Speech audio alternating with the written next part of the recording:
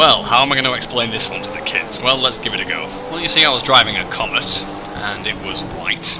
And as you can see from the wheel arches and the curved drop top, Comets are rather curvaceous.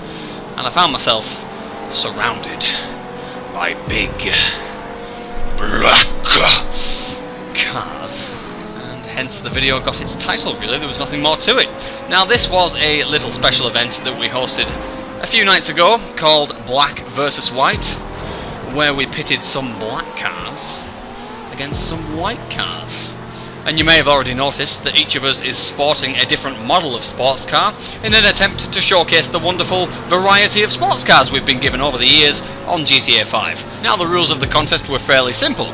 We pitted two relatively evenly paced cars against one another, and that car would be your rival. In my case, my rival was the Bank Job 123, who, as you can see up the road there, has already made a significant number of positions over me, so I'll be looking to try and get that back later on, because where I finish in this race is somewhat inconsequential, just so long as I finish ahead of him. So you can imagine my delight as all of my teammates decided to congregate on his left-hand side, forcing him wide and putting him into the metal poles, pretty much sealing our 1 versus 1 and cementing my contribution to this team effort. Now, Vitality, for lack of a better term, is an absolute noob to the community, so I said, get out the way, I'm coming down your inside. And he very kindly obliged, despite being in the faster car, so it's up to me now to try and put in the pace to make that worthwhile. Unfortunately, I'm sliding all over the curbs there, but a cheeky little brake boost will be enough to catch me up to this group of cars just ahead. And little do they know it, but the moment that my tyres seep through my wheel arches, goes my Comet up the inside. What a fantastic 3-man overtake as we hold it together around the right-hander, bringing it to a stop for the left-hander. Running a little bit wide, but it doesn't matter because I've got a teammate on the inside who's going to protect me. Surely he won't want to go side by side with me through this car. No, he's doing it. He's doing it. Moderated just does not care. He is putting me under all kinds of pressure, pushing me wide now, even though there's a very dangerous edge just looming on the right-hand side there. Moderated just doesn't care. He's not a team player. He's just in it to win it. He's in it for himself. Look at this glory hound. Another one coming through now. Onyx, just because you're new, you don't have to prove anything. This is a team effort. You don't have to be pressuring me. This is a team race. Just look at the colours. That's why I made it very clear cut, black and white. We're on the same team. Now anyway, let me tell you about the Comet Retro Custom, because this thing is a beast, as you can see. Look at this. Sliding, drifting, you just pop a little bit of brake and you're all over the place, you don't know what it's going to do next. Yeah, it might not be the fastest thing on track, but it's fun to drive. And Lou wasn't quite accounting for the turning that I didn't quite get there. But J Luke is now on my inside. He's putting in a decent performance. Granted, he does have the LG Retro, but still, you know, it's nice to see this car coming through. He's putting the car's abilities to the test. Likewise, he decided to put my maximum turning circle to the test by not giving me any room whatsoever, but I'll let that slide. You're doing pretty well at the moment. Vitality makes a comeback in the Jester, so being hindered by the Comet's lack of low-speed traction meant I was able to get stuck in there with these drivers who I don't normally get to share the track with. And what's more is it's also beneficial for them to be competing with us, thanks to the aid of these quicker cars, because it's only going to help them learn from those of us who have been around for quite some time. Now, someone who's been around for an eternity is the man we've just closed up to now. It's Drubert. But before we address him, J. Luke is nibbling at my heels once again, so we can only assume he's had some sort of off-screen incident, and is now trying to lay down the law with his LG Retro's superior traction. And now the opportune shape of corner for him to throw down an anchor and skirt around the outside of me would be that indoor hairpin which we're hurling towards right now. So let's see if he accounts for the room he'll need to give me to nip around the outside. It seems he's read the situation perfectly, because he's just scooted around the outside of me there, using the LG Retro's superior turning abilities, and he's blasted away with that acceleration as well. 4-wheel drive, nothing I could have done there. And that's when I started to feel it. That creeping sensation of vulnerability. I could feel them eyeing me up, ready to jump me, and in the shadow of the overpass they did just that. A quick 1-2 jab there from youngster and J. Luke, topped off by the big black pimp himself, almost marvelling at his minion's work.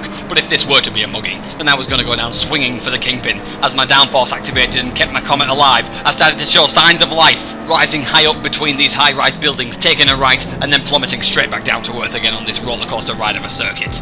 Whereas Mose Serrano had just made a 3-man coordinated overtake there, I was still lost here in the doldrums of Drubert. But if there's one thing we have seen from the Comet Retro thus far, it's that it can blitz just about any other car in the class on a high-speed sector. So I was doing just that, but then I lost control, squirming all over the place in the braking zone, and as soon as that starts to happen, it's like the downforce just isn't there anymore, and there was absolutely nothing I could do to keep Drubert behind me. Couldn't really push that corner knowing that I'd bounce off the inside curb and sail wide into him, so it was up to the pothole to save me and bring me straight back into contention with another cheeky little brake boost straight down the inside.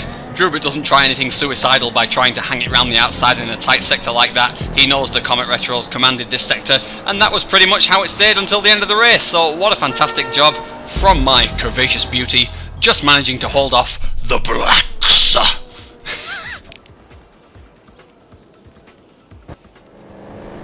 Well, apparently Ben Store is now making circuits. I was previously unaware of this, and aside from the usual downsides of lack of track knowledge, things seem to be lining up rather nicely. We've got some decorative props on the outside there, not really too necessary, but we've got the diesel tanks on the apexes, and that's what counts the most. Meanwhile, fellow Barovian and I, Lewis the Grim, were from the same town. Didn't even know, are going side by side with this right-hander, and I wasn't too fond of this wall jutting out from the pavement there. I feel like that could be knocked back a bit, Ben Stowe, if you've got the time, but never mind, I've got no time to talk about props when I'm squeezed between two other Sabre Turbos. Lewis the Grim making the most of all the bumps on the right-hand side despite being off the circuit, and that tells me that clearly he's got a lot to prove here. He's saying, Cyrus, we may be from the same town, but I'm not going to let you outshine me in this video. Well then, Mr. Grim, the floor is yours. Prove to us that you are the force of the North. Oh, I see you running that defensive line there. I'm going to have to be a little bit cautious as we enter the next one. Just backing out there. Oh, he's hit the apex, but he may have gone a little bit wide. Oh dear. Oh God. Just don't look back. Just don't look back. Just don't look back. Just don't look back. Just don't look back. Yeah, latching onto the back of a bit of a train here in the Sabre Turbo. Speaking of the Sabre Turbo, how long's it been in the game? I'll tell you how long, because I've just looked it up. 15 years! 15 years this has been in the game, and it handles like a dream. It's quicker than it looks. It's surprisingly fun.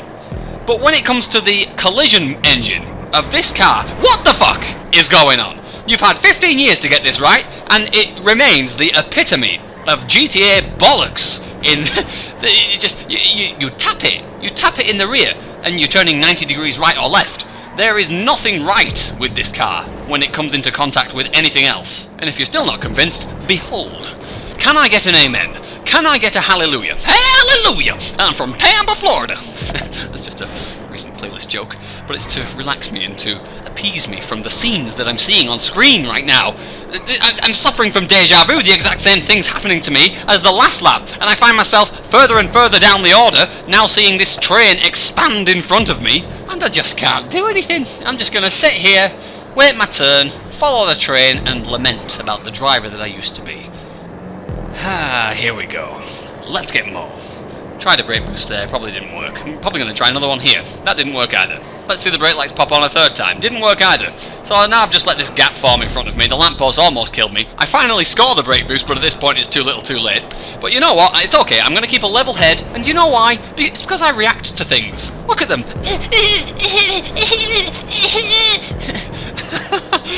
It's just the way it is. Why are you all barreling into a corner like that? Just slow down. Slow down, guys. There's space on the inside. I've just made like 3 or 4 positions over your needless squabbling. Well, what are you gonna do? It seems like the longer we play this game, the worse we actually get at it. Nevertheless, look at the way the Sabre Turbo brings that back. You can just trust this car with throttle control. It will come back to you, opening up an opportunity to pass down the inside with some speed gain there. Going nuts now. Look at this guy pulling out, absolutely committing to the hairpin.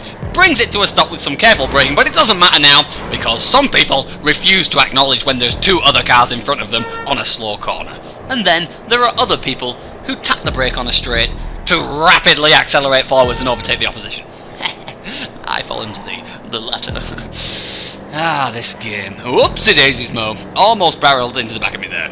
That's what it's all about for me these days, really, just having good races where people react well to situations, such as coming off an apex and having to slam your brakes midway through a chicane. Mo narrowly missing the back of me once again there, but he did, to his credit, so I decided to leave it 3 wide just in case he was still on the inside. Turns out he wasn't. That wasn't Mo. Perhaps this is Mo.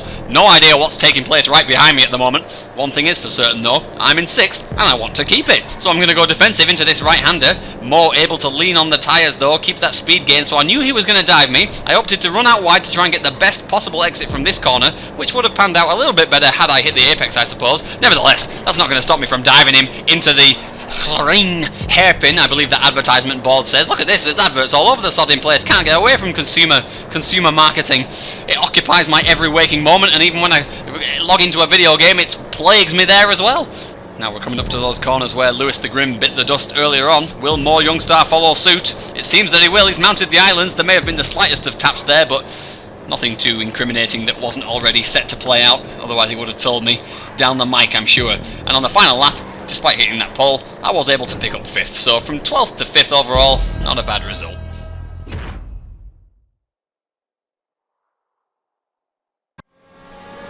Oh, hey, look, it's that one car from that one guy who one day showed up at the office presenting visionary plans of the next concept car, which everybody mocked and ridiculed, saying, have you seen the state of that? No one's really going to build it. And then they built it, leading to its untimely release, and then being mocked and ridiculed by the rest of the racing community, saying, oh, have you felt this car? No one's really going to drive it. And then the PC guys organised an entire championship based around it, and Mr. Boxman continued to struggle getting around me, despite me leaving plentiful amounts of room on the right-hand side. So where does this beautiful atrocity excel? Well, on high-speed straights, and particularly out of low-speed corners, especially if there's some bumps available, because this thing short shifts like it doesn't even need half its gearbox, and even pitted up against one of the top supercars in the class, it proceeds to decimate the competition, and even with the slight steering input lag which Drubit suffered through the chicane there, you can counteract that fairly simply by turning slightly earlier than you think you need to, and this car becomes a real threat, but not quite as threatening as going side by side down this exit ramp with another behemoth. Now Drubit must have been concerned as to whether I'd leave him enough space on the outside of the hairpin, foreshadowing Mr. Boxman, because I knew I had him rattled, because he turned into Gran Turismo AI, practically making a new corner out of a very simple chicane, which gave Nightmare the opportunity to launch it down the inside of both of us. So now this is a very tense situation, especially given there's a barrier standing alone in the middle of the road, and Mr. Boxman's come out of nowhere as well, and I've just lost 3 positions, all because of Drubit. And what's even worse is that we've just given up our vehicular advantage going into the Osiris-dominated sector as Mr. Bus Stop almost boxes himself in, man. Now to start this clip, I was overtaken by Nightmare in the white Osiris in this very sector because the Osiris just has to move over to the right, short shift through about 3 gears and put one down the inside, just like Mr. Boxman has there, to close right up to the back of Nightmare and make quick work of Drubit. And so now it was down to us. It was down to me and Drew to keep these audacious yet sleek looking concept cars, which are most certainly better suited for space exploration rather than aerodynamics and agility, on the back of these more nimble Osirises as we twist and turn through the windy sectors of the track, which certainly require a lot more downforce than we're packing. But nevertheless, with Mr. Boxman and Nightmare battling, Drubit and I were able to hold on until the straight sectors, and we were able to close right up in the braking zone, making quick work of the right-left chicane. And it was at this point with that little bit of contact that Drubit realised I was starting to get hungry and decided to let me go. Which is a decision I bet he regrets now, because the moment that he did, Mr. Boxman and Nightmare started to come to blows, which allowed me to get right up on the inside into a very juicy position. Oh, should I dive him? I want to dive him, were my original thoughts before common sense took over and I resumed my place in the line. But I made sure to give him those Spitfire sounds which signify, yeah, you know I'm backing off. You know you're holding me up and I could have absolutely murdered you back there before I got some rev stall on the exit of that previous corner, which tells you, yeah, you know you've got no throttle control and you know you're a load of shit, Cirrus. Pull yourself together. Which I couldn't really do until they made a mistake and crashed into each other, and that was a very alarming situation which I reacted to supremely. What wasn't quite supreme was my lackadaisical reaction to the aftermath, at which I should have pulled over to the left to prevent this from happening, and now this is happening. I have no words. Right, now with those two disposed of, I can concentrate on faster than me. This could pose an issue. Drubit, explain where you're finding this speed, because I hooked up all of my shifts down the straight. What the hell? I swear to God, if you're wall boosting, right, all I've got to do is give him enough space, brake late, that's a bit too late, and he's probably just going to cut me back now. No, he didn't. Huh. Go me. And now we've closed up to the Sultan. This is looking very tasty. Yet again, I find myself in this side-by-side predicament going through one of the narrowest parts of the track. Why is it always me that has to deal with this shit? Not to fret, I'll leave plenty of space on the inside. Mr. Boxman? Mr. Boxman? Mr. Boxman! It's just a playlist race. It's just a playlist race. It's just a playlist race. It's just a playlist race. And with that, I was unable to do anything about the Sultan having to defend from the X80, which made a return in the final /penultimate ultimate corner, because that's the penultimate corner. No, it's not. That's the penultimate corner. No, it's not. That's the final corner. I'm just going to stop talking now. There was an autark, by the way.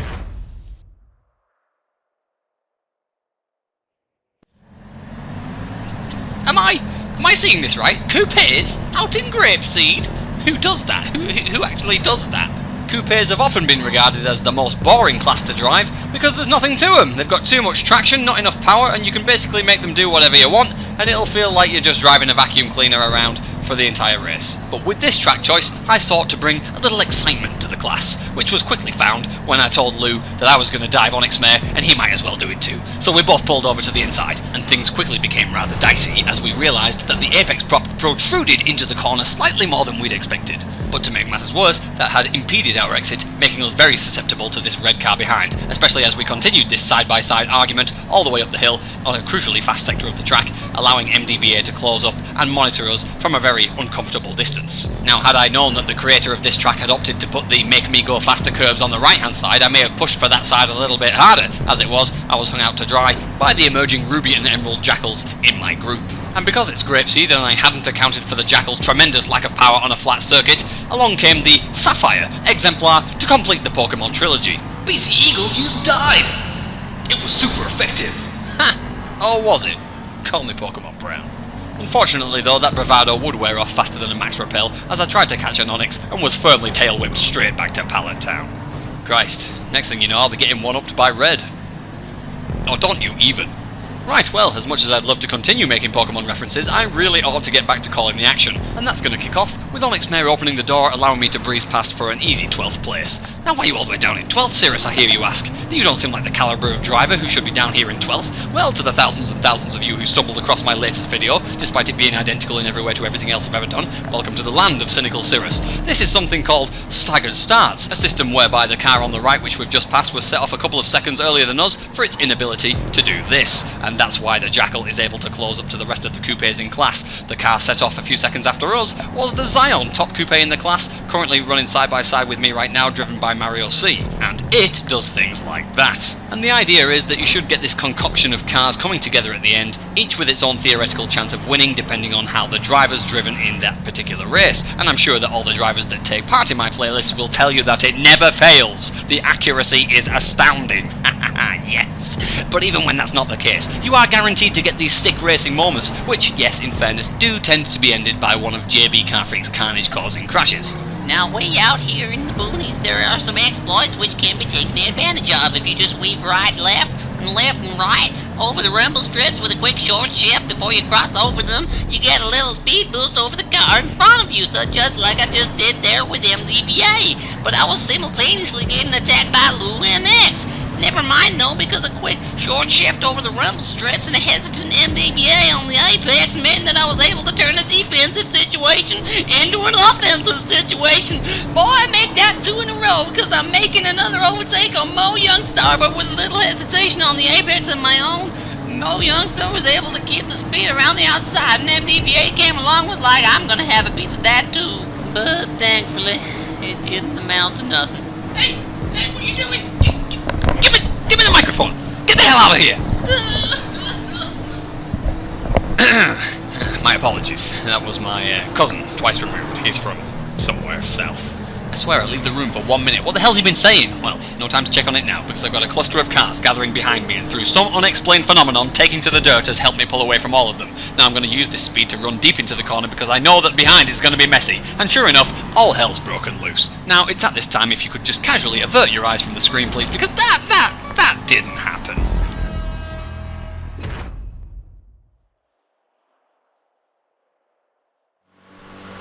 Speaking of carnage-causing crashes, JB Carfreak, J Luke, Jai Rogue, Jamie LFC, Jarko Majava. Christ, it's all G's and J's, isn't it? Well, this track was named just for you. It's called Black Flag.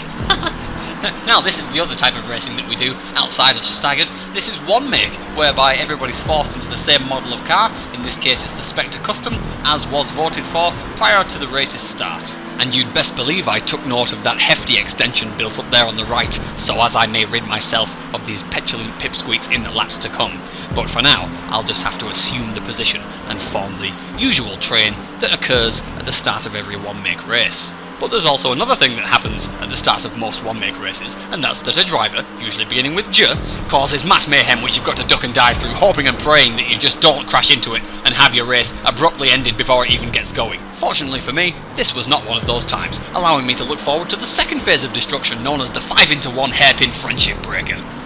But yet again, we saw no reason to start waving black flags here on Black Flag, as everybody kept it very neat and tidy, gave each other fair amounts of room, and just cracked on with their own race. Look at this! Fantastic scenes to see! It's almost as if we've been playing the game for 5 years! And what 5 years of experience teaches you is that if you run wide, you should try to hold your line rather than swerving back into the centre of the pack, as there will always be a car looking to plunder positions down your inside.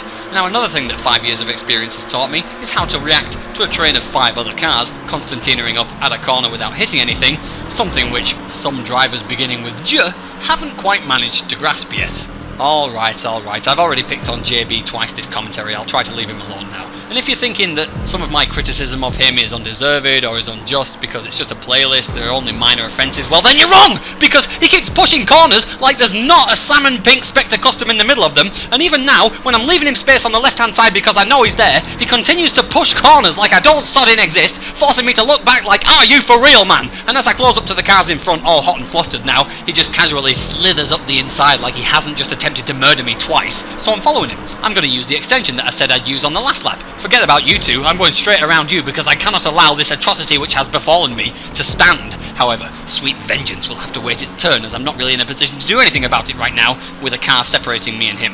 But I'm willing to wait, as long as it takes, and as we have this time to ourselves, why don't we spend it assessing JB's performance from this point onwards? Because there are so many JB car freaks out there, the kind of driver who'll chuck it down the outside at a sharp corner and try to insert themselves into a non-existent gap, even if it means riding the two wheels up the wall, persisting to hang on to that outside overtake when they have so little as a front bumper alongside the car they're trying to pass, and then go into a fit of rage about how not enough space was left for them. And if this is starting to ring any bells, then you should probably delete me.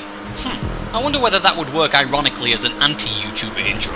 Hey guys, I don't give a shit how you are, this is serious. Don't forget to smash that dislike button, unsubscribe from me, and I'm not saying that you have to, but turn adblock on if you don't want to see any of these profits roll into the hands of the money-grabbing whores who put adverts before my non-profit video. Just donate. Just donate. I think I've fluffed the braking. I don't think I've accounted for the lack of traction this car suffers in low-speed corners. Nevertheless, that nudge in the back is going to help me get around Vitality and we can go chasing after the man of the hour. From what I recall, the Spectre Custom doesn't have the highest downforce stat, which means you have to get it up to quite high speeds before you start reaping the benefits of downforce, which is why once I'd short shifted into final gear on this straight, I could absolutely commit to this turn and the car would just stay glued over the crest. And now of course, because I'm coming out of that previous corner with more speed than I usually do, I'm rewarded with more turn-in and grip into this one, whereas we see the pesky problem JB Car Freak's car slip out from underneath him. So it's like being rich, the benefits stack exponentially. The rich get richer and the fast get faster, and I'm able to keep the grip to control and react to that situation, whereas others are probably going too slow and slipping all over the curbs. I like to think of downforce cars as having a red light and a green light, and right now the green light is very much on, allowing me to commit to the inside. You saw how I hugged the inside of that corner. I'm even eyeing up that pothole on the left, thinking that I have the turning capacity to get all the way over there to the left on the next lap to try triggering some brake boosts, and let's see if that plays out a little bit later on. In the slow corners, however, you've got this red light on, and you just have to be aware that the car is not as agile as its non-downforce counterpart, in this case the regular Spectre, and you have to treat it with that understeery mindset. However, it can be admittedly quite tricky to deal with a car that loses its downforce midway through a corner, especially if you're accounting for another driver just like that. One way to ensure that doesn't happen is to trigger a brake boost right after and squeeze down the inside, even though you had absolutely no right to be there, probably scaring the shit out of Mario in the process. He goes for an outside overtake knowing that he's got the downforce to play with, but again, mid-corner, as soon as we see that downforce turn off, the understeer kicks in and we both went sailing into the wall. But that's just part and parcel of downforce cars and why I personally find them so compelling, because you're always trying to break the limits as to what the car can do. Admittedly, driving into poles like that is more likely to break your car and break your spirit rather than break limits, as you see the opposition counter flash red and increase in number, which is never something that you want to see. But the payoff was learning where the car's limit was and what it was willing to offer me. In this case, I knew I had to push it a little bit harder around the outside there to be unaffected over the inside curb, and in this case secured the position. Were that wall not there, it may have been a different story. So my progress thus far is about 11 positions higher than where I started, hopefully going for the 12th one here. I should be a few positions ahead were it not for that earlier incident with the pole. However, I've got the traction through here. I found a flat line after running that wide line one too many times on the earlier laps, so now I'm free to brake boost away and start putting pressure on those cars ahead. And I think I'll let this final charge play out with one of the first bass drops in music right now, so put some earphones in or turn up your subwoofer, whatever it takes, and enjoy.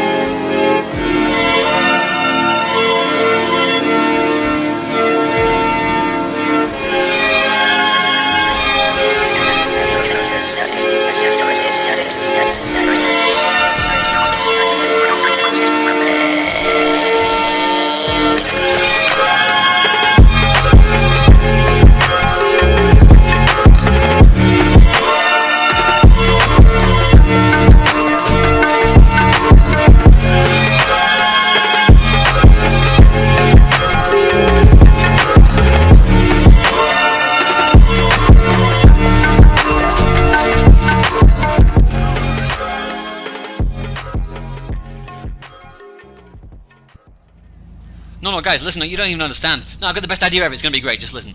You see that mound in front of you? Linny, Boxman, and Jodkif are going to jump off it. Right, come on, boys, let's go. Come on, you can do this, let's go! No! No! Oh, they've done it. No!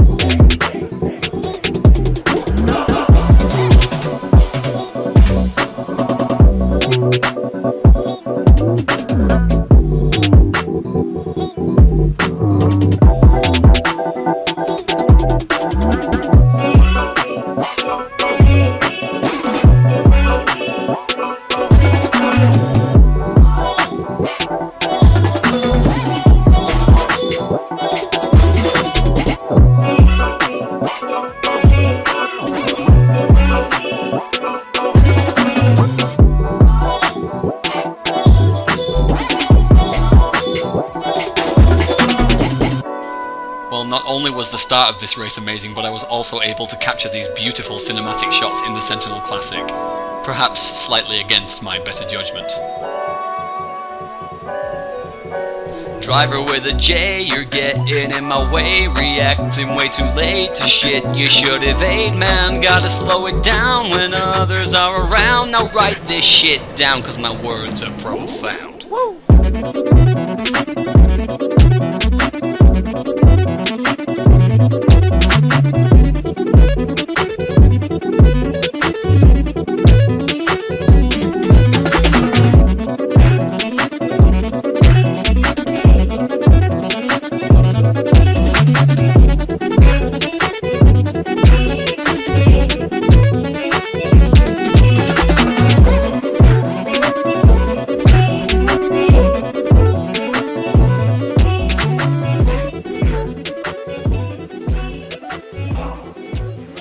Randy Orton slithering. Watch out, watch out, watch out, watch out!